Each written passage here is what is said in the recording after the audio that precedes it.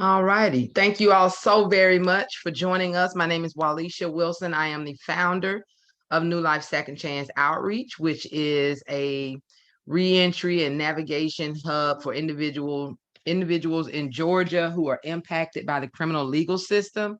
Although we are a Georgia-based organization, we do provide some resources for individuals in Alabama, preferably mostly in Birmingham. But we have been having reaches out to folks in other states as well, Wisconsin and California, because we do have contacts on those lists.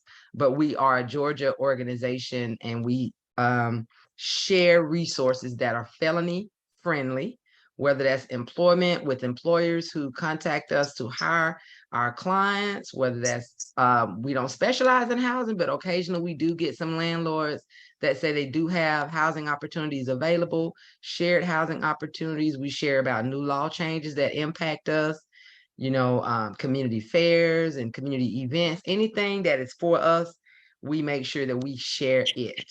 We're an all volunteer organization led by a board of directors that is about 80% formerly incarcerated or just as impacted ourselves. And we do all this work free of charge. None of us get paid to do this. We donate our monies to make sure we do what we need to do to assist individuals that we serve. We've been around for about 12 years. We've assisted individuals with getting everything from helping them pay for background checks and criminal record checks, and helping them pay for bus passes and IDs, birth certificates, helping them with their utilities when we have funding available. And so that is what we want to do. We also share a lot of information regarding entrepreneurship. We know that when you have a felony, finding employment and housing with a felony is very hard. So we basically have really been ramping it up for the last 2 years about focusing on entrepreneurship. As a matter of fact, on this Friday, the 14th, we will be hosting an event for those of you who have your own businesses or want to start your own businesses. And it'll start at 1 p.m.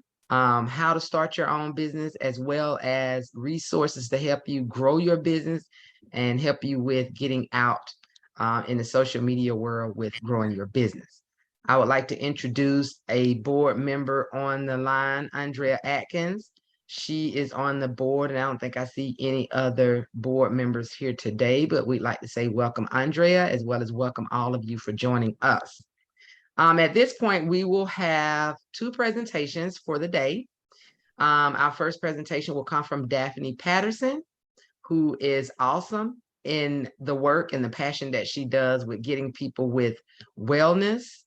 Daphne herself is also formerly incarcerated, and she works in the healthcare space, has her own business, and this is what she does. She'll be focusing today on giving wellness tips exclusively, primarily as they relate to people who have been impacted by incarceration. Yes, all of us need wellness. All of us need to take care of ourselves, but there's something a little different about people who have been to prison.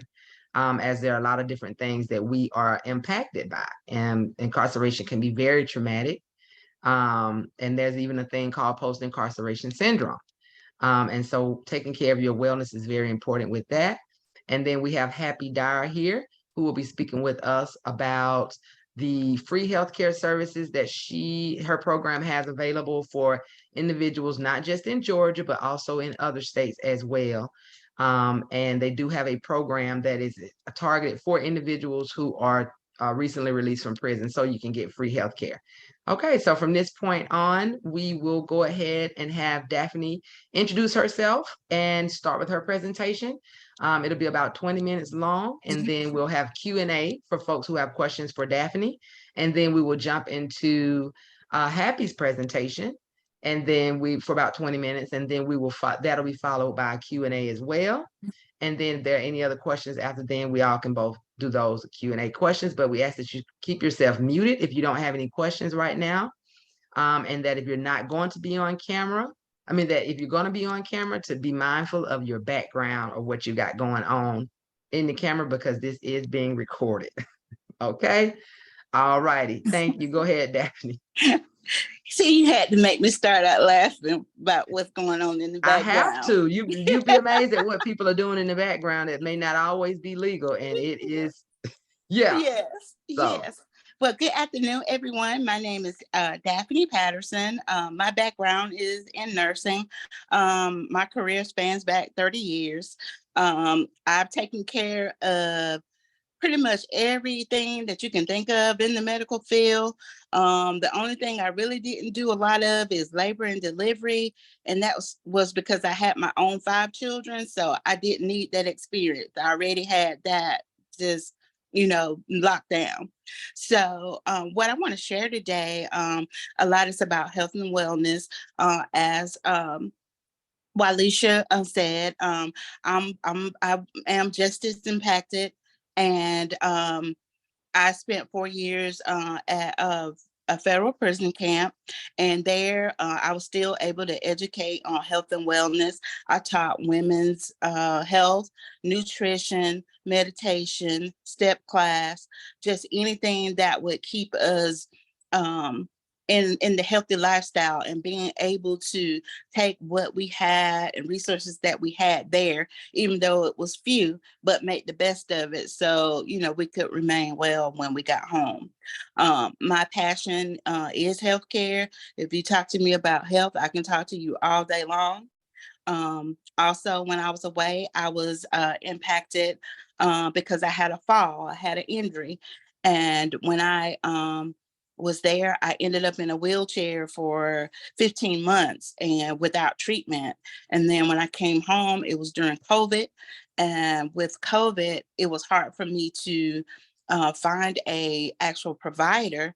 And therefore, I ended up being um, not being able to see a doctor for 7 months. And eventually I had surgery. I've had 2 surgeries and I still have to have another one, but it does not stop me every day from being able to help other people. So I want everyone to be interactive with my PowerPoint. Make comments if you need to in the chat.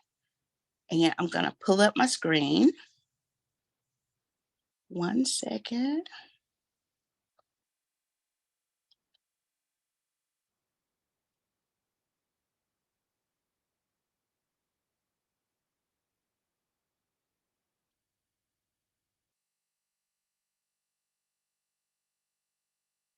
One.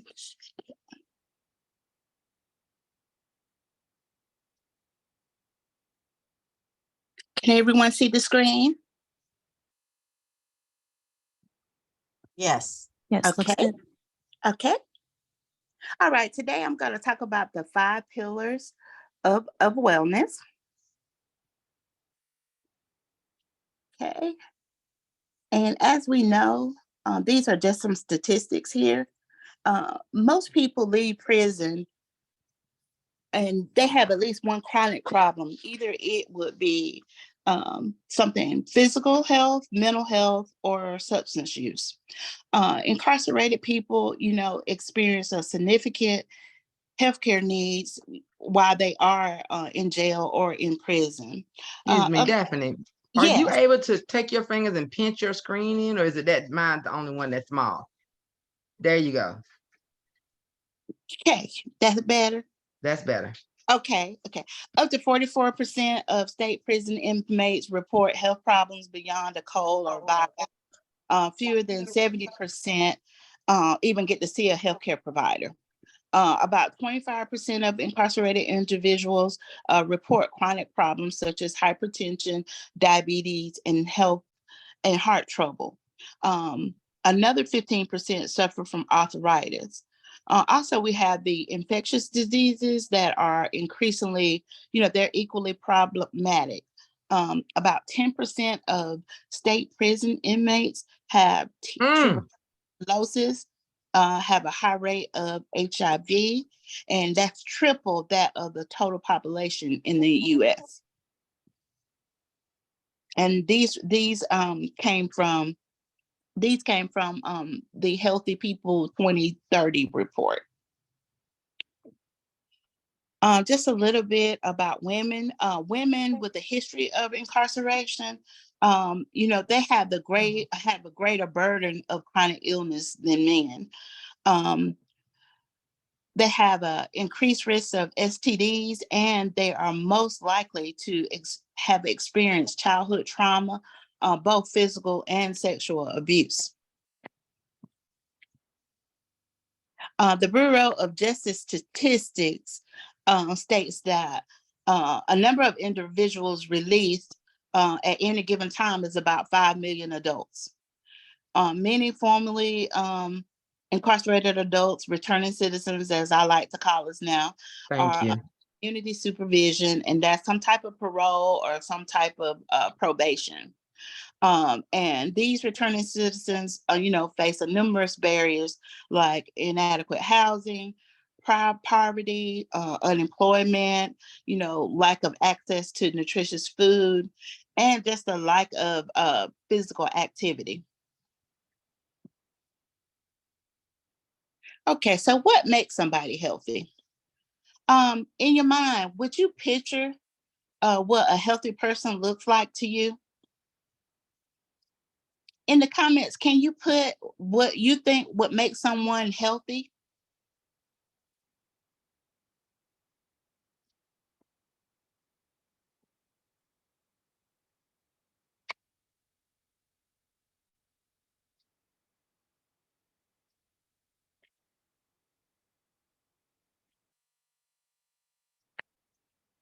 All right. The World Health Organization, which is WHO,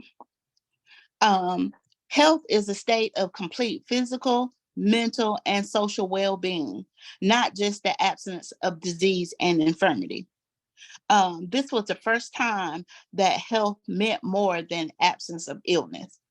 A lot of times we see people and we say, oh, they're happy, they're healthy because we looking on the outside, but it's way more that goes into that. And I like the comments. Charlize said feeling good, happy, sad. Like I said, you can't tell by looking because it could be the mental issues that are going on that they don't talk about. I love no aches. And Nikki, I like a balanced combination of physical activity, nutritious diet, adequate health care, emotional being contribute to overall health. So I believe, Nikki, you must have already seen my presentation because these are some of the things we're going to talk about. Yes, a lot of skinny people are diabetic and have heart attacks. Yes, Jamie Foxx had a massive heart attack. So yes, and he has been featured on Men's Health magazine. He's supposed to be what health looked like, and he ended up having that massive stroke. But then a lot of times we don't know people's other health habits that they have in the background. All right, so let's just take a look at these cars. They look so nice. So this is what I want you to do in the chat. Pick one. This is talking about how you take care of your car. So do you drive it until it breaks? Do you make sure it's a maintenance car, which is number 2? Or number 3, are you a true car lover? I give y'all a minute. Put that in the chat for me. I already know where you're getting at because some folks, we take care of them cars, don't we? You know it. You know it. Any given day, I go by the hand wash place and it is full. My brother has his membership. He takes his truck every day. So we got a mixture going on here. Till it breaks, yes, and maintenance. Right now, I don't think many of us are being car lovers right now because life is just so busy. Okay, so the traditional approach, which is most of us, drive it until it breaks. So that includes, we only are concerned when we see signs and symptoms going on, and we need to get them checked. And those usually, have to go on for a minute. It's just like the oil light. We're gonna let it be on for a minute because we hoping it's gonna cut back off before we have to go get the oil change. And we rely on doctors for cure and treatments. We're not doing anything, really too much proactive because we're gonna get to that. And the last one, it just doesn't, run well. And, some days it'll go and some days, you'll see. So, we're not working on prevention for as diabetes, heart disease, cancer, or, even accidents. A lot of people don't even think about how important accidents are. All right, number 2, our maintenance people. As we go through, can you write down all the participants? And with the maintenance approach, you're going to focus on disease and you're going to determine, what your risk factors are. Am I not exercising enough? Am I eating too much of the wrong food? Does this run in my family? What can I do to prevent things? You're going to work on reducing your risk factors, and you eliminate or try to minimize, potential disease, maybe push back a there's dessert or two to combat diabetes, or try to eat healthy, try to exercise, as much as you can. The focus is more on the negative or being disease oriented, and more focused on, well, I shouldn't eat this or I shouldn't do that, to avoid the negative consequences instead of being proactive. We're being reactive. All right. And the car lovers, I don't think this is where we all strive to get, is to be car lovers. And this person, moves from natural to a higher level of health. They're focusing on signs of health rather than on signs of illness. It's all about the mindset. It's just, changing from one process to the other. You're thinking about being healthy, not about being sick. You're indicating the keys to wellness and self-responsibility. One big thing today, you all are on this podcast today. So it shows how much you all care about hearing about health and wellness. And then Happy will bring in the part that will help support us being able to go to the doctor, or being able to see a nutritionist, or, whoever we need, to keep us balanced. All right, the pillars of wellness. Each pillar of wellness helps create that environment that helps us build that actual healthy lifestyle that we're trying to achieve. If a pillar is neglected over time, it'll affect our health, well-being, and quality of life. Because over a period of time, if you're not taking care of yourself, you're going to get tired, you're going to be fatigued, you're going to be stressed, and you're not going to be able to function to your maximum capacity. A well-rounded balance of these wellness pillars will provide that holistic harmony to a person's well-being. And that's where we're striving to get. So our first pillar is physical wellness. Physical wellness is about doing what you can to strengthen and care for your body. And a lot of times people think, okay, well, I got to be in the gym every day for 2 hours. It's the simple things like walking 30 minutes a day, meditating for 15 minutes, doing yoga, doing some things you like, just going outside, playing with your kids.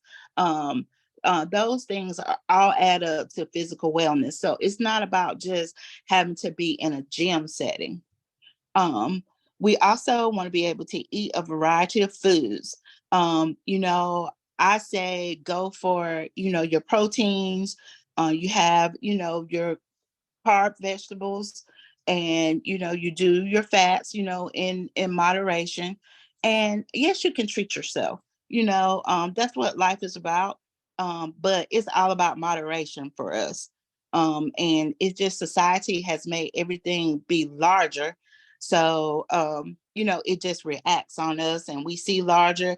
And you can be I don't know about you all, but you could be somewhere and you see a medium and then you see a large, and it's just 10-cent difference. That mine is, I might as well go and get the best for my money. So, that makes a difference. And with the high price of food these days in the grocery stores, it makes it hard to make those choices, those good choices, because those foods are even more expensive, and especially when you have a family to feed. Like I said, just engage in your regular exercise, and then, try to get 7 to 8 hours of sleep at night. I know, we all have so much on our plate, and we're trying to pack so much in the day, but sleep um will heal your body. It is so important in keeping yourself healthy and being able to function. Okay, so next we have emotional wellness. Emotional wellness is the ability to successfully handle, life stresses and adapt to change and difficult time. So, with formerly incarcerated people and everyone, this emotional wellness is so important with bringing health back, wellness back, relationships back together, especially ones that have been away for a while. So how you react to your experiences and feelings can change over time. And it really does, because I know an example for me, um, these days, I make my experience a way, I turned it into positive, because I can see the growth and I can see how things change for me, and God showed me my purpose through my process. So it really helps, and it doesn't harm if you have to talk to someone, if you need to talk to a therapist or a counselor or something. Reach out to someone, even if it's your pastor, a good friend. But it's always great to have your emotional wellness intact, because it takes all of it. All right, the spiritual wellness. Spiritual wellness is connecting to the inner and outer world to support you in living your values and purpose. And we all have our different spiritual values, and our higher beings and in our purposes. But the factors that affect our spiritual wellness is our religion and faith, our beliefs, our values, ethics, principles, and morals. Social wellness. A lot of people say, oh, I could be by myself, I could have a good time, I don't need anybody. But relationships nowadays are a valuable tool. Relationships can help you really go from one level of life to the another. I know relationships that I have built, uh, even over the last 4 years, has transformed um, my life completely. So social connections can protect health and lengthen life. When you have laughter and joy and and happiness with a social connection, that helps you live longer. Scientists are finding that our link to others have a powerful effect on our health, both emotionally and physically. So building new relationships is important, but fostering our current relationships are as equally as important. Okay, and the last but not least is our financial wellness.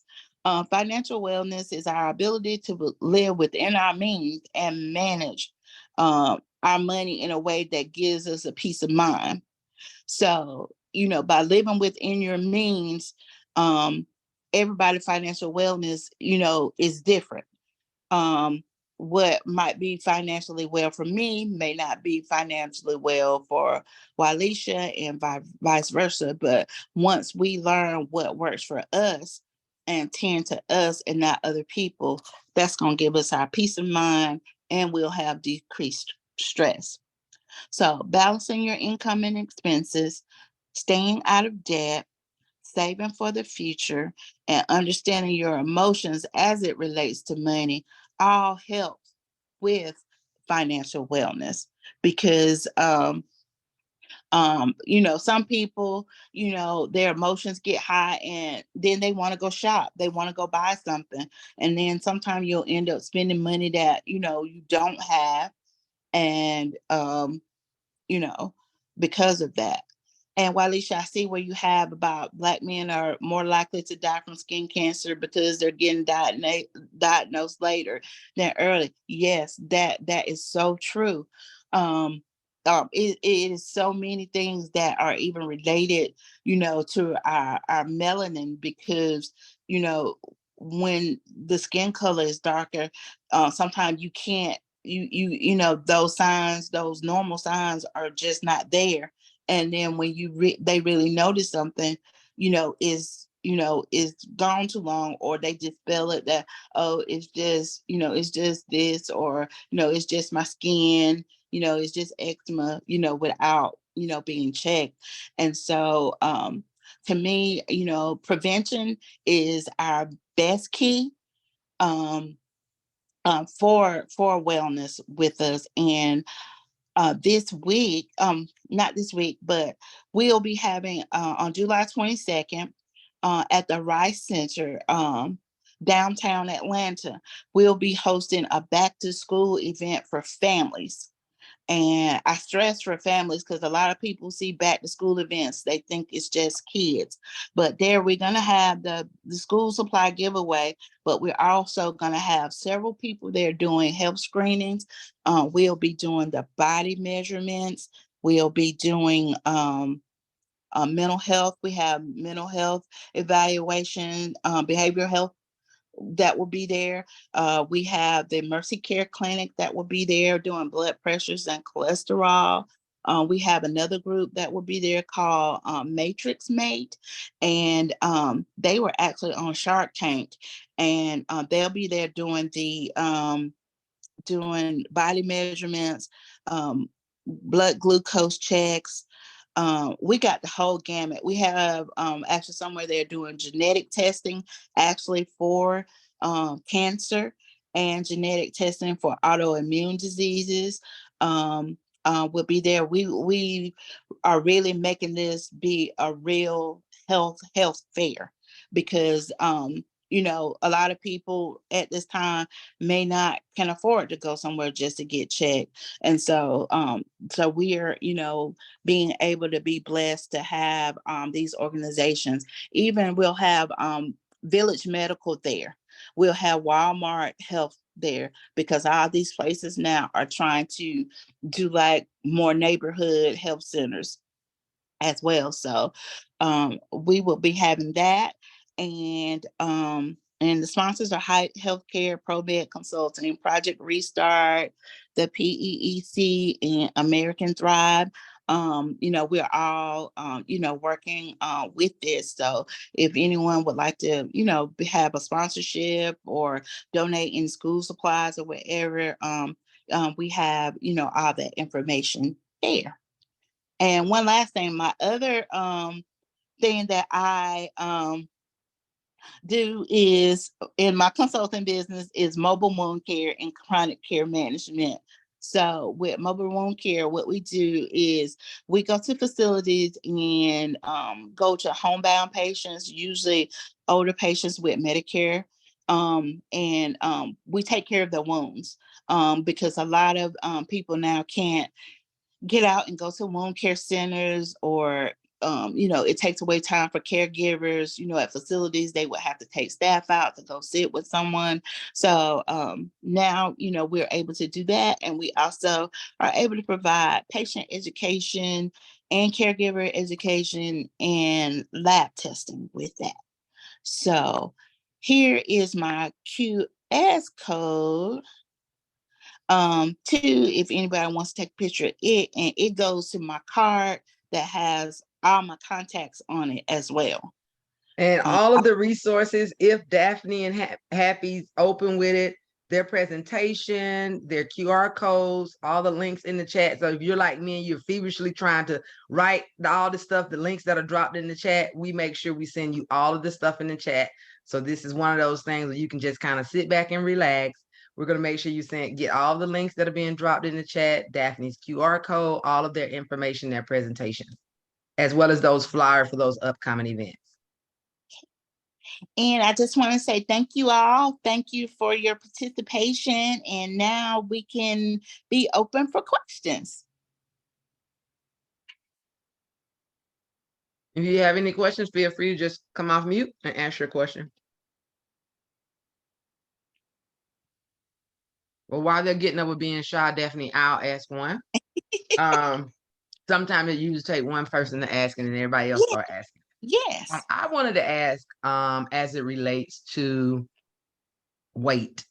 Hmm. We often see a lot of people body shaming people or making people feel bad when they are confident in themselves. And so, as you stated earlier, we've been seeing a lot of things where people who have been the epitome of health have either been dropping dead and getting super sick.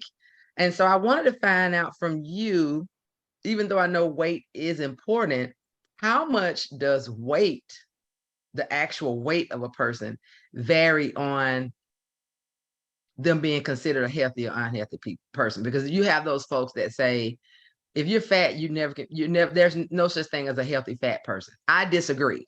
I I feel that there are disagree a lot of people as who are well. overweight, who are healthy, don't have blood pressure, who are not diabetic. So I wanted to find out how much does weight weigh on being considered a healthy person? I think, in my opinion, with weight, and you're doing your biochemical studies, like your blood work and your blood pressure and things like that, that determines your health. Now, weight, yes, it plays a certain factor for what they consider risk factors for other things, but um being overweight, that was like something that was made up years, like BMI. Okay, when they first came up with BMI, no one really talks about BMI was created. And when it was created, they used only white males that were between 105 and 110 pounds. People don't talk about, and that was years ago. It was like the average male at white male, like at that time. And they don't take into account that evolution has happened and we have evolved and our eating has changed and different things. So all of that, to base that on something that came up in the 1500s, to try to base it on people now in 2023, is kind of unrealistic there.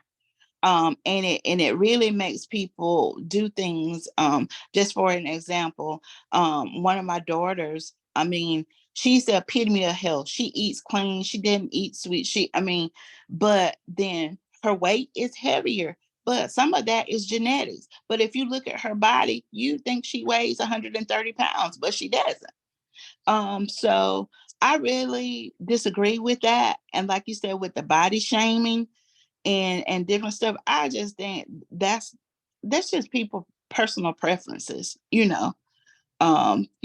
that. And if you're getting your checks and you don't have a problem with your blood pressure, cholesterol, and things like that, and you're getting your annual checks and you're working out, and you have healthy habits, I don't see why. I mean, even if you look at Lizzo, who I love to death, she's a vegetarian. Really? I didn't know. Yeah, she's always been a vegetarian. And I imagine that probably shocked. Well, I guess that would be the question then. Well, how can you be fat and you've always been a vegetarian? Well, see, that's where genetics come in. Okay. And that's where it come in, where a lot of, only recently have they been really studying obesity and things like that. That wasn't on the forefront, and then, a lot of things, I hate to say it because I've been in medical for so long, but a lot of things are money driven, just to put it out there, it's money driven, Yeah. you Well, know. thank you. Mm-hmm. A lot of stuff is money driven. But if anybody wants a consultation, got other questions that they didn't want to ask here, please reach out to me. I love to talk about health. I do it all the time. Like I said, we got the health fair coming up. Hopefully I'll see you guys at the health fair. It's just going to be awesome, because we're trying to do some different things and have just some different incentives. I know the Rice Center is getting involved too, a lot with their health initiative.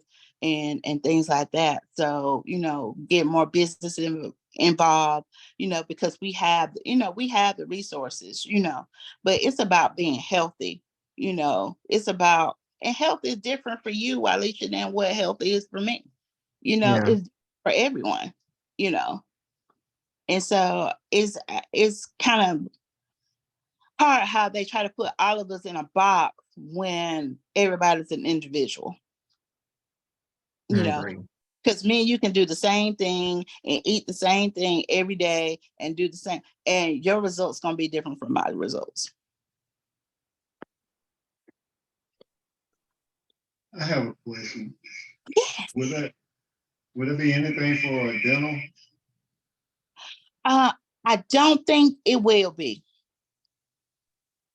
Okay. but I can double check with the team because we're in the final stages of planning. But that is also very good right there. Mm-hmm. Mm-hmm. Okay. And I'm gonna reach out to see if I have one tooth in the front that's cracked.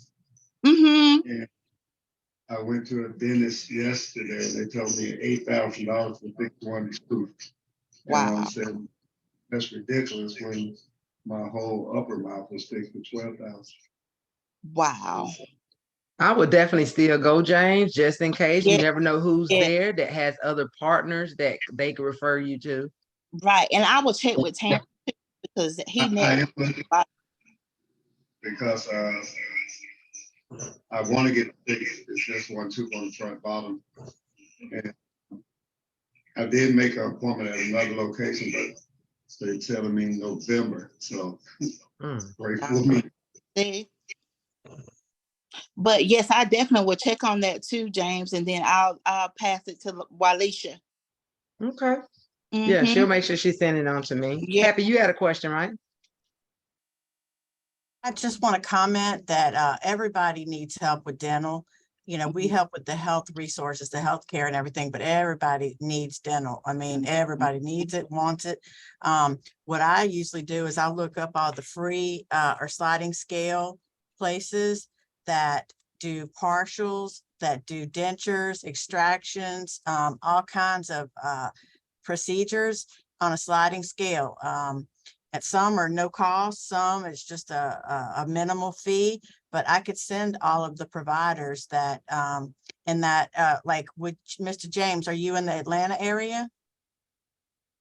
No, I'm in Columbus, but what county? Muskogee. Okay. Muskogee. And what's the name of the town? Columbus. Oh, in Columbus. Okay, I didn't hear him. Okay, so I'll look and see because it can't hurt. And I tell people to call every single one of them until you can get in with one of them. Sometimes they'll put you on a waiting list, but hey, I mean, it's worth a shot. Oh, I think I do have. I am on the list, but they're telling me November.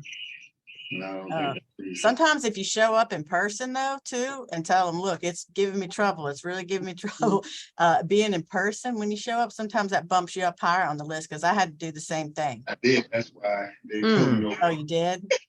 Well, I'll see if I can find any little thing I can find. I'll send to Miss Walisha and she could send over your way. And we'll make sure we get it out. And now since I just Googled that, what I just dropped in the chat, I'll make sure, because to be honest with you, and this is why I love the work we do at New Life, as a formerly incarcerated person, when you go to a lot of these job fairs and they're like, you got employers who don't hire people with felonies, you got housing providers who don't hire people with felonies, and then you find out that it's a so-called ex-offender job fair, and you're like, well, this ain't for me. When I started New Life, the goal was to not share any resources that were not for us. So when we started our very own, and in the beginning, I used, my own money to actually get these folks come out to purchase this space. It wasn't about having just a regular resource fair. It was a one-stop resource fair. And do you know, not only did we have a barber there to cut hair, we had a young lady there to do makeup. We had a lady there with cell phones, the free government phones. We had housing providers. We actually had a dental clinic there. And that is one of the things. And a lot of these folks, when they do stuff, they don't think about the gap of the individuals that they may not serve.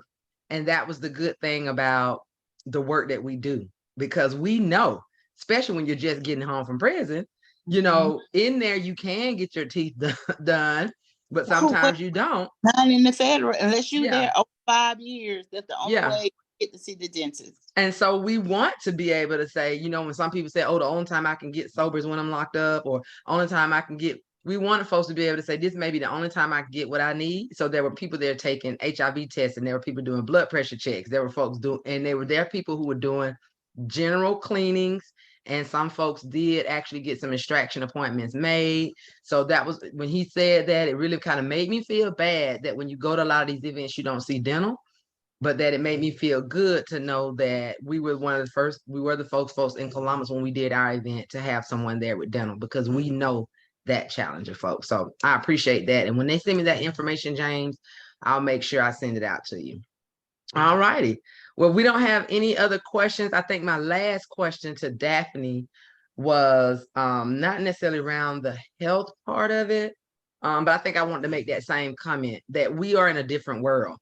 And I make this comment every time I try to fly as a fat person. You have these little bitty seats that do not accommodate us, and you have this little bitty toilet. And I really think it should be a violation of the American Disabilities Act to have people who are overweight or even with disabilities. I've seen women who are, even though some people say you shouldn't be flying pregnant, I've seen women who were pregnant. I've seen 16-year-old children who had cerebral palsy or had to walk with leg canes, who could not get into that bathroom.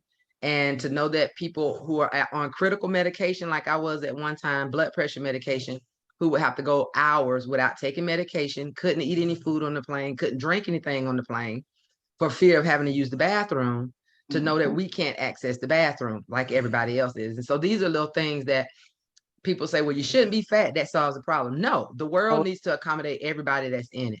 And so I just kind of want to bring that up as well. When you're thinking about things, it's not always about picking on people because they're overweight or those who are not, but to think about what's common decency. Right. Yeah, who cares? Yeah, I may not feel satisfied or feel like by you being 700 pounds, but that ain't my business. Right. If that person, That's not my business. And like are. you said, we are focused a lot on money. I think everybody does it. I think that's why a lot of shelters put people out if they miss curfew because they've been working, doctors. So I think a lot of it is profit driven because they make more money as long as we're sick. And that's why, to your point where you were saying about the food, I mean, I struggle because I am a smoker. So I try really hard to stop smoking, but it seems like when I stop smoking, I eat a lot. And I try hard. When I go through the drive-through, I really do want to get a salad. I do want to get a fruit cup as opposed to French fries. But then when I know I can get 2 cheeseburgers, 2 fries, and 2 sodas for $6, and you want to charge me $3 extra for a little bit of cup of fruit, I get what is affordable to me. Affordable, yes. And that's usually something that's not good. So I think what that start is to find ways or programs. And yes, we do have a lot of programs that give people free food and free fresh vegetables. But I think there needs to be more done with making sure people have access to not necessarily just community gardens, but I'm talking about access to free food. Like they have WIC, but they should also have free vegetable vouchers that when you go in the store, every household should be able to get at least a voucher for $100 that can only be purchased fresh vegetables. Because I be wanting me an eggplant so bad when I go in the store, but I'm not buying it if I got to pay $7 for it. Right. It's just everything is triple right now of what we're not even going to talk about being vegetarian or vegan or keto. That's super expensive. Very. And fruit, so, fruit's crazy expensive. Yeah. So I thank you and appreciate it. I really needed that. If we have no more questions, we'll move into Happy, because I know we've had a lot of folks asking about the free healthcare and the low-cost healthcare that Happy has, but definitely, we'll definitely have to do this again, Daphne, with the health and wellness, because that's really big on us. You need me anytime. Thank you so much. Thank you, Daphne. I got a lot out of that. I really needed that. Thank you. All right, Happy. Well done. Okay, so I'm going to share this real quick. All right. First of all, my name's Happy Dyer, and yes, my name's Happy. That doesn't mean I'm always happy. It doesn't mean I'm stay happy. Yes, that's my real name. My mom named me that. That's on my birth certificate. I hear all these jokes and oh my Lord, I was like, what were you thinking? But she said she was happy she had a girl. That was one of the stories anyway, so I'm gonna stick with that. But talk about that mental health, yeah, my name's Happy, but there was times, I mean, I'm just as involved too. And on the outside, I looked like everything was fine, but on the inside, I was dying, and I actually did want to die. But I made it. I made it. I knew that I made it out, first of all, and then I knew that I had to make some changes because I was going to be locked up for a long time or dead. And took some soul searching, and that the pillars that Daphne was talking about, that spiritual seeking, I knew I couldn't do it on my own. And by the grace of God, I made it. And now I'm able to help people that was like me, because I felt beat down. I felt worthless. I'm still fighting the priors, having to go back with a background check. I just had to go do all that mess. And it's just humiliating because it follows you. And talk about barriers, but that's what gives me the passion to do what I do, because I tell people, look, I was there, but now I'm able to help people. This can be you, your past does not have to define you, and don't let it define you, and hold your head high, and sometimes I have to keep telling myself, because I was feeling really defeated just this last week, having to go back and get all my priors and all this stuff. It was just, and I was about ready to give up and just go work at a gas station or something. And Charlay and Haley, they can vouch for that. But I made it, okay? And I had to ask God to give me strength to get through it. So that's the thing. We got to keep going. And that's what I want to do, is instill hope in people, to let them feel like they're not alone. Their past does not define them. It doesn't. Everybody messes up. I tell them all the time, but not everybody gets caught, And so don't ever let people make them feel like they're better than you, because they're not. We all make mistakes, but I think learning from them, I've grown, and I continue to grow. And now I'm in a place where I feel like I could give back, because I always said, I'm still here for a purpose. I should have been dead, but I realized one day I had a light bulb moment. My purpose is to help people and to lift them up and give them hope. And that's what I'm able to do now. And this will be 10 years I've been here. I was given a chance. Thank God, because he just did not want to at first, but I practically begged him. I said, I know I can make a difference. And he gave me a chance. And so it'll be 10 years next month in August. And what we do, so enough about me. So what we do is we have a program that helps justice impacted people, justice involved individuals get on their feet in terms of their health. So we work with healthcare.gov, and justice involvement is what's called a qualifying event, which enables one to get coverage through healthcare.gov. Okay, it's called ACA health coverage. So that's what we do, is we work with those that's been incarcerated, those that are on supervision and beyond. Now they have another qualifying event that's going to help a lot of people, because in the past they would say, well, my mama needs this or my sister needs this. Now we've expanded who we can help, because for the states that didn't expand Medicaid, like Georgia, Alabama, Florida, pretty much the Southeast, like I was telling Walisha, they didn't expand Medicaid. So they're trying to bring greater access to care for people in those states. So what they did was, those who are low income will qualify all year round if their income, their estimated income, is at 20,000 or below. They qualify. They just call in. It's very simple too. They just call us. We check the zip code, check any meds they might be taking, check their eligibility, get them signed up. It's all done over the phone, so there's no barriers as far as transportation and everything. We try to make it as easy as possible and kind of hold their hand through the process, because all this can be very confusing. And we understand that. That's the population. We work with underserved communities. So we understand that even people on the street that you see, they don't know what half of this stuff means. So it takes explaining, okay, this is what's next, and this is what's going to happen next. So we go through everything and explain it very, very, lengthy, and they call us for all kinds of help, looking for any little thing. And we try to provide every kind of resource that we can. I'm all about resources. So in a nutshell, that's what we do is we work with healthcare.gov to get individuals signed up for health coverage through the Affordable Care Act. So I'm just going to go through a couple of these things real quick. I did these fancy little slides that I'm not used to. Usually I just talk. But anyway, so we work as a personal health navigator, ACA enrollment for returning citizens and underserved communities. Okay. And then we believe in, this is what we do. Okay. So we get them set up on the ACA plan, and there's no charge for any of our services, by the way.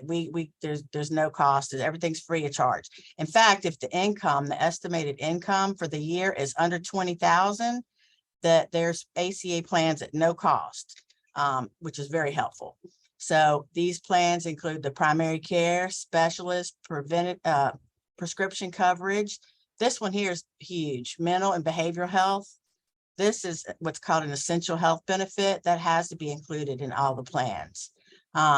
We say low to no cost. Somebody, if their income, say, is 25,000 or something, then their plan might be maybe $10, $12 a month, as opposed to zero. Okay. So most of the time it's no cost, depending on the income. Okay. So we provide guidance and access with healthcare and the different programs that they have, supporting access and care. For example, helping people find behavioral health specialists if they need it, or counselors, or inpatient, outpatient substance use. So we believe in our values and relationships, building that trust with people to let them know that they can count on us, that they're not going to get a robot when they call us. I mean, we genuinely care. Transparency. Okay. So we believe in what you see is what you get. Okay. We keep a communication open, let them know what to expect. Here's what's next. Okay. Building trust. That's a big one. They got to, because, especially if they've done time for a while, they come out and they got all this stuff, everything's changed, everybody's overwhelmed. They don't know what's a scam, what's not. We go to great lengths to let people know that we care and that we're there for them. So trust is a big, big deal for us, that they can count on us. We provide guidance and support. Respect. To me, this is probably the biggest one. Believe in dignity of every person and take great pride in serving diverse and inclusive communities and organizations. Respect. We treat everyone like we would want to be treated. Okay.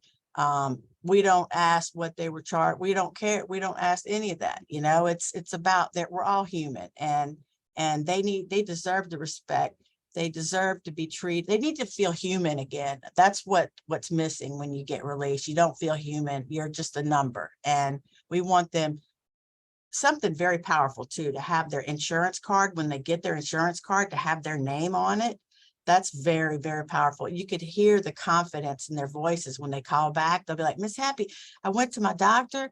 I got because with a lot of the plans, they have no charge for a primary care, and then no charge for generic meds. They'll say, Miss Happy, I went to the doctor, I didn't have to pay anything. I got 3 of my meds, I didn't have to pay anything.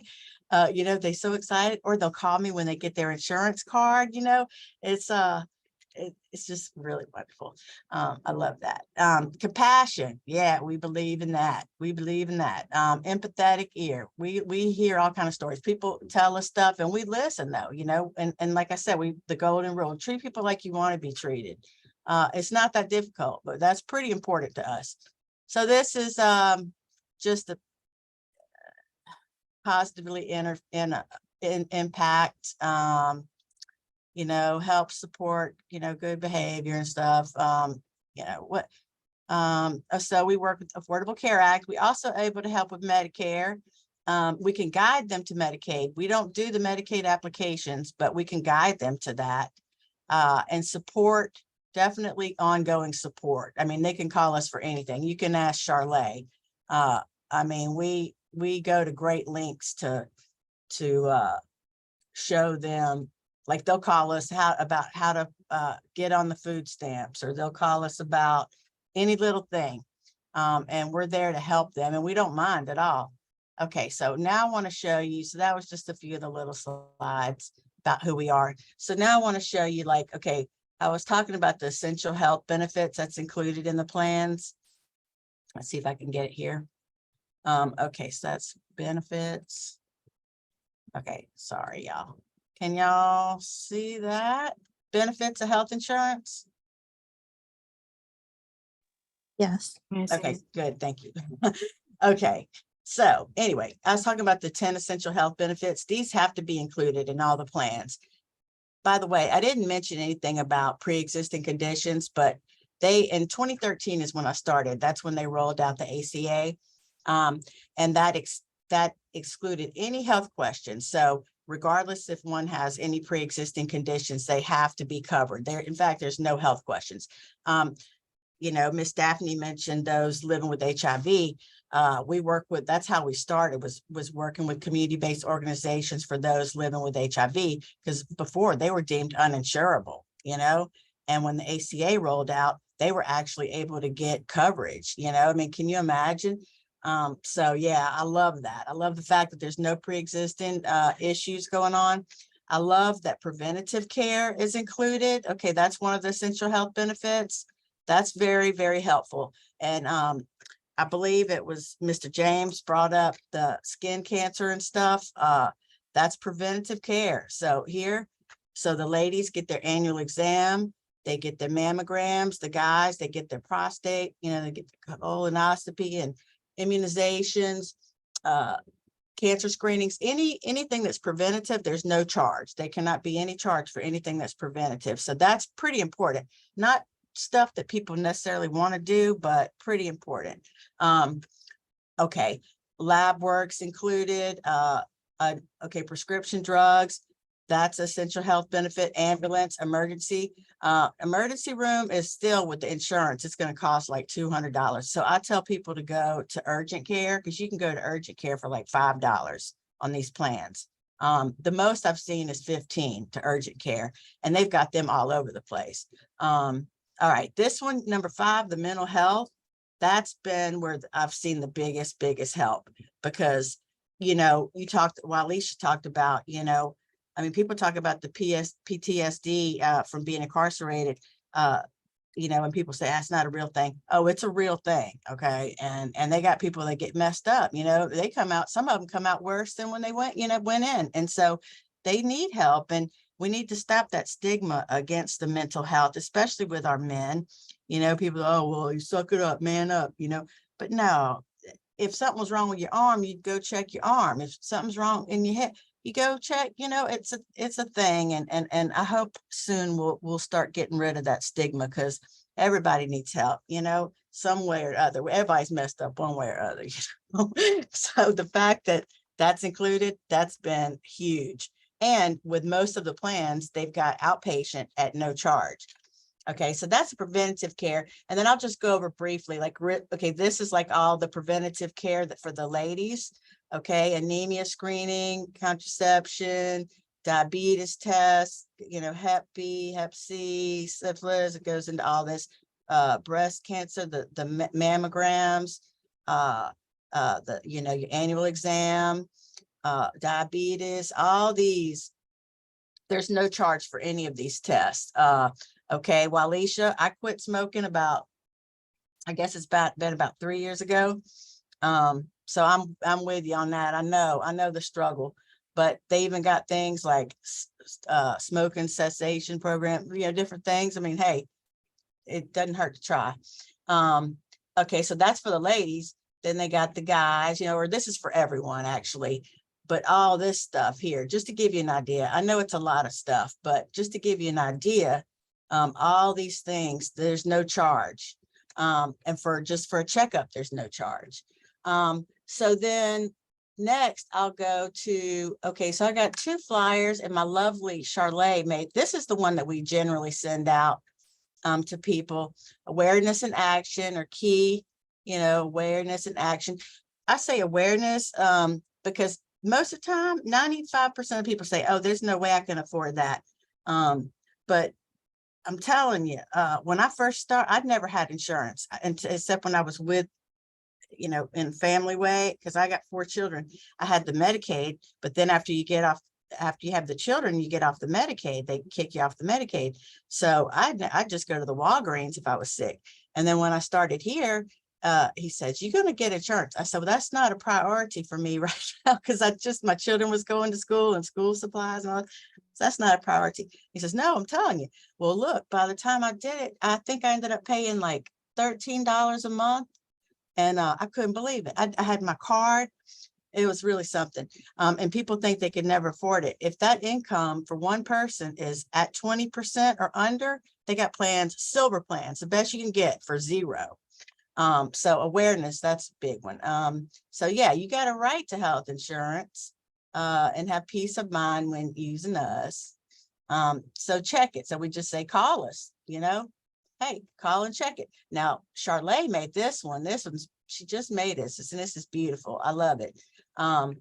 So this is this, okay, so here it's talking about eligibility. All right, so release incarceration is what's called a qualifying event. So once one's released from incarceration, they got 60 days post-release in which they qualify. All right, if someone loses Medicaid, they got 60 days. If someone's employed and they lose coverage through an employer, they got 60 days. If someone moves, or if someone has a baby, or if someone gets married, there's many different qualifying events, got 60 days. Now, the one that I mentioned that's new, and that's that FPL guideline, if one's income is at 150% federal poverty level, which is 20,000 or below, they qualify all year round. And it's even after the 60 days, they can still call us. If they're low income, they qualify. So that's new, and that's huge. I'm really, really happy about that, because that helps us help the families. Because otherwise we had to tell them, if mama needed help or if their sister needed help, we'd say, well, you have to wait to open enrollment, and that's discouraging, and they'll forget. So yeah, so that's helpful. That FPL is what they call it, FPL, federal poverty level. So that the 60 days doesn't apply there, anybody, but we always encourage everybody just to call and check. We also able to help with the Medicare. That's very complicated, to say the least, especially for those that's been incarcerated and lost it. Because when they get incarcerated and they had Medicare, even with the disability, they lose that. And it's a whole process getting that started again. But we're here to help them and guide them and kind of hold their hand and let them know that, hey, we're here. And what we want is, first, for me, I want people to feel human again. I want them to feel cared for and like somebody cares about them. I want healthy, successful outcomes. I want them to rebuild their lives. And I know they need every tool. I know they need housing. I know they need jobs. There's so many barriers. But I think healthcare is important, And I had a lady one time, she says, what healthcare is something that's needed when they get out? I said, well, you tell that to a diabetic, In fact, I can't tell you how many people I've heard tell me they intentionally violated their parole just so they could get their meds. Like, oh my gosh, like Miss Daphne was talking about with the teeth, getting, you got to do the 5 years till you get, so yeah, so I think healthcare is important. And anyway, I enjoyed her presentation, and I got a lot out of it. And basically, that is all I've got to say, but I'm very passionate about what I do because I've seen the results, and I get so many success stories. I hear women call me. I had one call me not too long ago, and I enrolled her about 3 years ago. She had lost her children. Okay, she was locked up for like 6 years. She had 3 children, lost her courts, had her children. Well, she called me about, about a little while back. And she says, Miss Happy, I just got to tell you, she got her children back. She's got her own business in her home doing hair and nails, got her whole little family together. She still got insurance. She's still with us, you know, after all this time. And she just called me to thank me, you know, because I was enrolling back then. Now I'm mainly in outreach. But oh my gosh, it's those stories that just keep me going. And I'm just so thankful to be a part of it. And I know I've talked a long time, so I'm going to be quiet now. And I just thank I thank Walisha for what she does. I just thank you all for being here and just hearing me out. And I just, all you got to do really is easy too, is just call us and we'll guide you through it. And hey, if for some reason you don't get in, you don't qualify for some reason, we try any way we can to get you in. But if all else fails, open enrollment is November 1st, and then pretty much anybody can get in during that time. The only thing is if someone's offered coverage through an employer, then they can't get the ACA because they have credible coverage is what they say. So all right, so I'm gonna look and see because I might probably have some questions there. I don't know if I do. There aren't any questions in the chat. I was gonna give Okay. anybody opportunity to unmute themselves and ask any questions they had. Okay, so let me get I out of was this just more stop gonna, sharing thing. I guess, piggyback on. Oh yeah, I what didn't Ms. get to Happy was ask saying about- Charlay. I'm No, sorry, everything's fine. Charlay. It's fine. I'm just lurking. My name is Charlay, by the way. I work with Ms. Happy. And I just wanted to mention with the Medicare stuff, we're both not Medicare specialists, but our Medicare specialists have figured out how to help navigate the Medicare penalties. So a lot of the times, if you're incarcerated before 65, you age into Medicare and you're supposed to get a bunch of letters and this is your period, cancel all your other coverage, yada, yada, but they never receive that. Because you don't enroll in that initial period, you're fully subject to Medicare penalties for the entire time of your incarceration. So you've got people that are released that are 72 with 7 years of Social Security penalties. Thankfully, our team has figured out, how can we submit that paperwork? How can we get around that 60-day window? So I think Medicare is a 12-month window. For Medicare Post-release. disability? Oh yeah. So for ACA, you have 60 days, or if you have the income requirement, you can do that. But for Medicare, you have a whole year post-release to get enrolled in your Medicare and waive your penalties. Yeah. So Thank you for bringing that up. no problem. That is huge. We just That's figured that out huge. this year. Yeah, we figured it out because people were facing penalties for not having the Part B, for being incarcerated. And we were running into all kind of, and they're like, how am I supposed to pay back all this money if I've been incarcerated this whole time? And Jacob is our Medicare specialist and he's awesome. And thank you, Charlay, for bringing that up because yes, we found a way and to avoid all that. Yeah, go girl. Thank you. Yeah, anything else you want to No, add, Jacob's the Charlay? one. Oh, I think you touched on that. I just made a little note. You touched on the mental health specialists. Oftentimes they're free. Mhm. So with those plans, you have primary care doctors that are usually free, generic prescriptions, and mental health. Sometimes your physical therapy, like they can go to a chiropractor for the first time ever and get free visits for that. And then your mental health providers, outpatient mental health and inpatient, are going to be in a separate category than your specialist. So if you had to go to a cardiologist, that might be just based on whatever the cardiologist themselves charges. That might be a little bit more expensive, but because of the kind of plan that you have, they're going to limit your mental health copays and any kind of responsibilities for outpatient mental health. So I think that's really helpful as well, because you wouldn't really consider them to be different kinds of providers, but your insurance definitely does. Yeah. Yeah, with the specialist, usually on most of the plans, there's no charge for primary care. And the specialist goes anywhere from $10 up to $20. But And also the plans have no deductible. A lot of people, like, especially if they have employer coverage, they're like, I want that. You know? Well, I have a question. So it seems that so are you saying that the program that you have is only for individuals if they've been released within 60 days? So if somebody's been out a year, 2 year, 3 years, they wouldn't be eligible for this particular program? No, anybody's eligible now, if they're low income. That's Okay, why. because we just actually tried to advocate. We actually called, actually we were working to see because we are working on trying to get assistance to help an individual pay for healthcare. And when we were going to share it and we sent the information, it was like, oh, this is for people who are 60 within 60 days. So the question we went to, and it was like, well, open enrollment is not, the representative told them open enrollment wasn't until November, that they were not qualified under Obamacare to get Obamacare because they didn't have a lot of income. And I thought Obamacare meant you broke.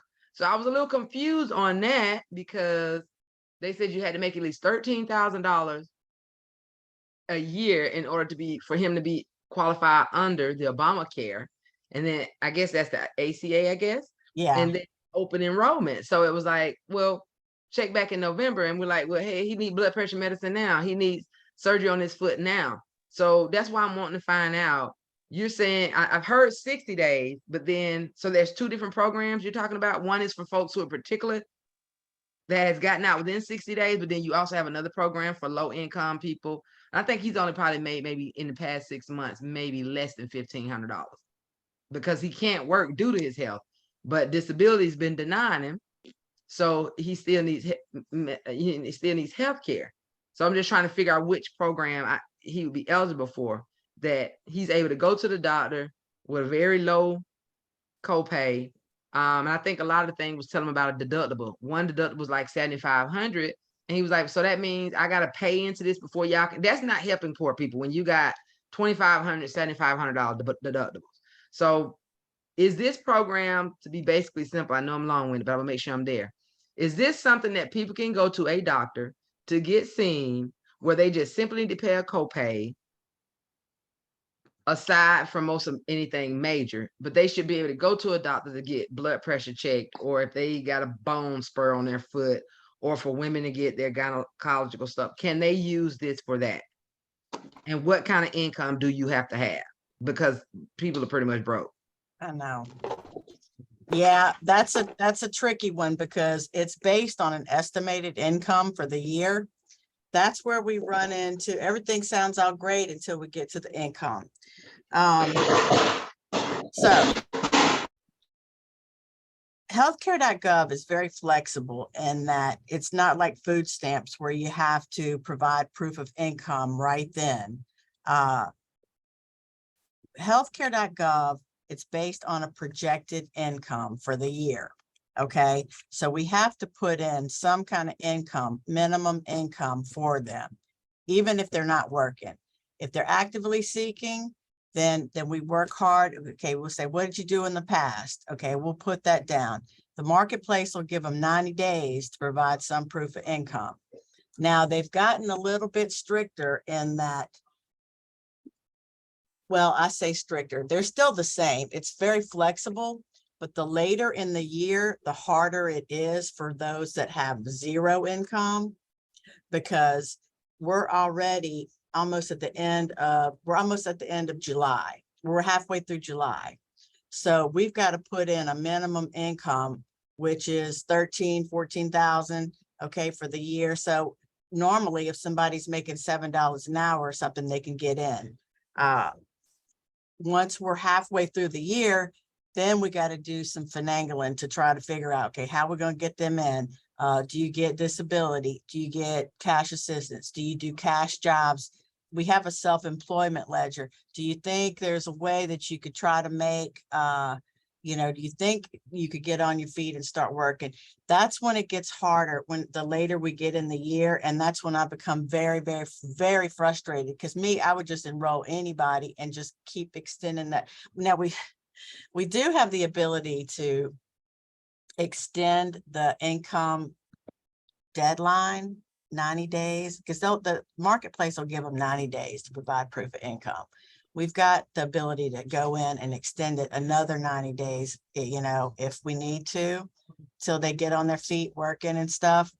But the later in the year it is, the harder it is for them to say they're going to make 13,000 for the year when they haven't even worked all year. So toward the end of the year, it starts getting a little tricky because we got to have some kind of income to put in there, some minimum income.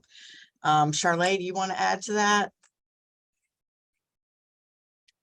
Yeah, I was just gonna, well, you basically said it the same way. Well, different way, same thing.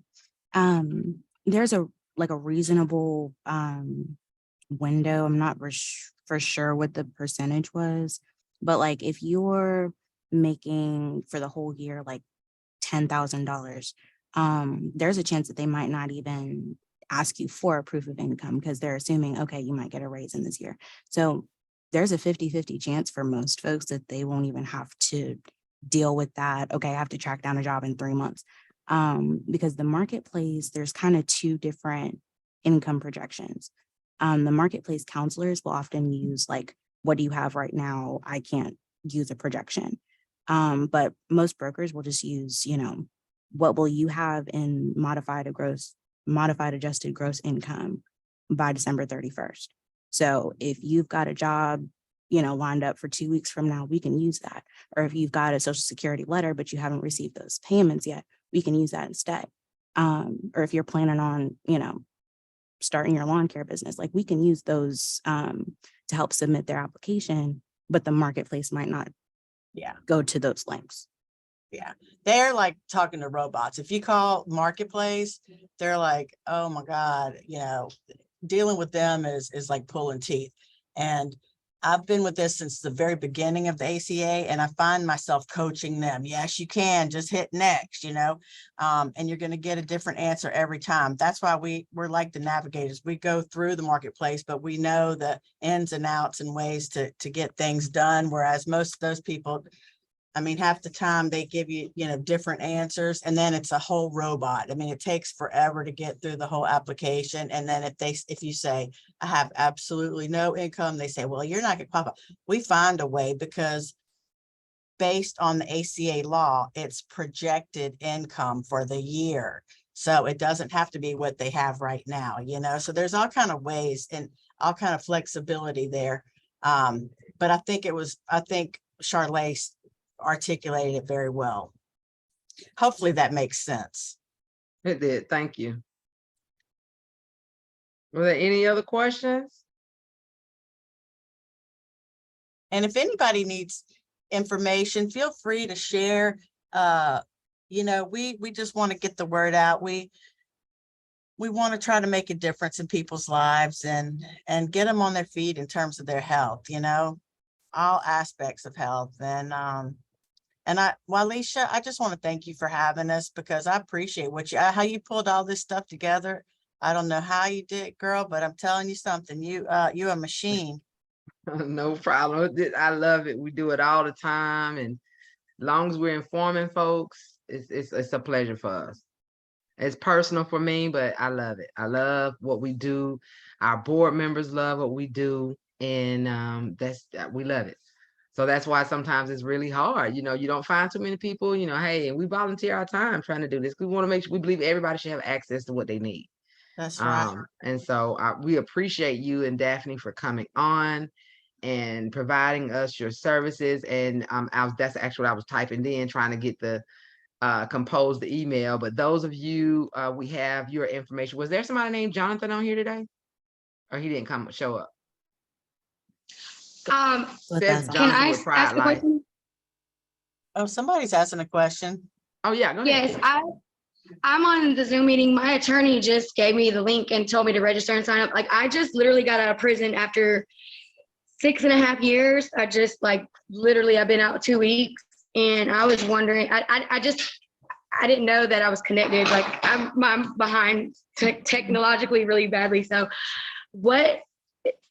can y'all run me down like how this applies to me? And I know I need proof of, like, I've been out job hunting today.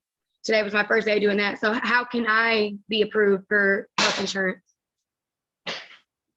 just call us, tell them you just got released. Okay, say I just got released. I'm looking for a job, and they'll say, okay, and they'll ask you a few questions and try to get you in. And tell them that you spoke to Miss Happy. My name's Happy, Okay. like happy birthday. Yeah, I saw that. Is your first name? That's Yes. pretty. Well, thank you, and Okay. congratulations on your release. Congratulations. Thank you. And you'll Thank you figure so out all much. this. You'll figure out all this technology stuff. You'll figure I know, it out. it's so overwhelming and intimidating. Okay, so I didn't know this was for employment. So where do I, so I can get health insurance? Yeah, we can try it. We definitely do our best to help you in any way that we can. So if you got a pen, just Yes, call. ma'am. Okay, call 844 Yes, ma'am. 358 I see it. 358-3286. 3286. Say, I was just released. You don't have to say anything fancy. Just say, hey, I'm calling about the insurance. I was just released, or I was just released. Okay, say I just. Okay, what is it? Mhm. 32. Do you have a pen? I have my pen just a minute. And I do have your email. I actually got your email. I'm actually composing the email. All of this information is going to be in that email. I'm actually Okay. composing it now. Once Yes. I can get everything uploaded on YouTube, I know you wasn't here. I was going to get it uploaded. But I can, get that to you. And I'll actually make sure I'm getting this done before 10 o'clock tonight. And I'll make sure I get this to you. And all this information is going to be in the email. And as a matter of fact, Okay. like half PZ 697, right? Yes, ma'am. All right, I got you in the email. I just put your name in the Good. email, so you Thank should be getting you. it by tonight with all this information. Yeah, and call us, I was, Christina. Call us because yes, ma'am. call us and get in, because Number. if we can get you, you can get the coverage for August 1st. The number is Okay. 844. It's 358 32. I can't ask you. 3286. 3286. Okay. And just say, I just saw Miss Happy on a webinar. And It's that too way late. they better take care of you, or I'll have to go over there and hurt somebody. No, I'm just Ma'am, kidding. is it too late to call? It's too late to call today. You can call, we'll be here. Yeah, we're about to get off. Okay. Okay. We're so I should open call till tomorrow. 6 p.m. Oh, Eastern okay. Standard Time. Okay. Well, I'm gonna hang up with this. Does this mean I'm registered in some way? Like that just so. No, you Oh, can't thank you. register for this event, but it'll be other stuff in here as well for you to register for. Like I said, we will be connecting folks with entrepreneurship event on Friday. Next week, we're gonna be doing a voter education forum to let you know you can vote in the state of Georgia with a felony, just depending, making sure you're not on probation. We're gonna have that on the 20th. We're gonna be having, and Georgia Justice Project is gonna be there to talk about how you can get your probation terminated early. On the 24th, we will have an event that we have every year called Broken Crayon Still Color. And that just means, despite whether we're in recovery, whether we've been incarcerated like myself, broken crayon still color, just like a brand new crayon. You just have to grip it a little different. And that, so everybody on that line are going to be formerly incarcerated women who are lawyers, licensed marriage therapists, business owners. And that's going to be virtual, and that's going to be on the 24th. I'll be dropping the link, but of course that'll be in the email as well. So please feel free. I see some of you all have already registered for those events. And then also I'll send a link to our YouTube page, because on our YouTube page, we have everything from Happy was on with us last year, but we had a lady on there to help with that talked about rental assistance resources. We've had employers on there. So there's one on there with employers that you could go get their information and apply with them. They're our partners as well. Housing providers. There's one on there that teaches you about how to use Zoom. There's one on there that teaches you. So I'll make sure we send that link, because what we do at New Life, we don't work with anybody if they do not have a criminal record, pending charge, or something like that. So you will find a lot of very informative info with us. Okay. And everything in this chat that people are typing in the chat, you ain't got to worry about trying to write it down. That'll also be in the email. Thank you so much. So other than that, if we don't have any more questions, we will go ahead and end the event. I appreciate Daphne as well as Happy. And I said earlier, I didn't know you were just as impacted Happy. So now I love you a lot more. because everybody knows. Some people say, oh, you treat people who've been to prison so much different than everybody else. I say, yeah, I show them extra love. So when people be, I don't like people who ain't been to jail who are not just as impacted. But when you tell me you just as impacted, I'm like, hey. Yeah, So, that's cool. because Thanks. we need that, because we get so many people saying, oh, you just as impacted, and sitting us to the side. So where I go, I love loving up on people who are just as impacted. And this is what I I do. like that term too, justice impacted. That's Yes, cool. I like that. and I I've never forgot heard to that make before. that. I forgot to make that disclaimer in the beginning because I'm really big. I'm learning myself that we are not felons and convicts, inmates and prisoners.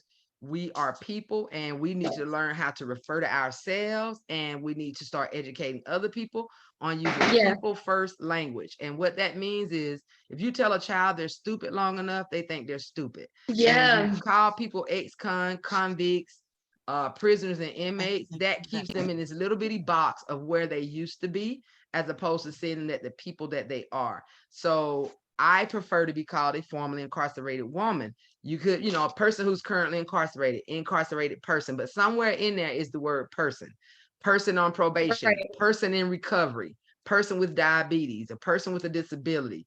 So if you lead with person, people see the person first and not necessarily what their affliction or their circumstance is.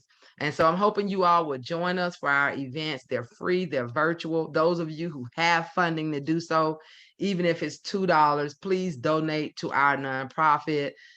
None of our board members get salaries. We don't have paid staff. All the money we get, we just had a dinner with people in Atlanta where we spent over $700 just for people to come out and eat with us. And just commingle and socialize with other justice impacted, formerly incarcerated people, and just love on each other. And we did it in Columbus as well, fed people. I just came from Columbus. That's cool. Yeah, so we're gonna have to do it again since you just got out. So we're gonna have to get together and do something. But I'm from that's Columbus. what we do.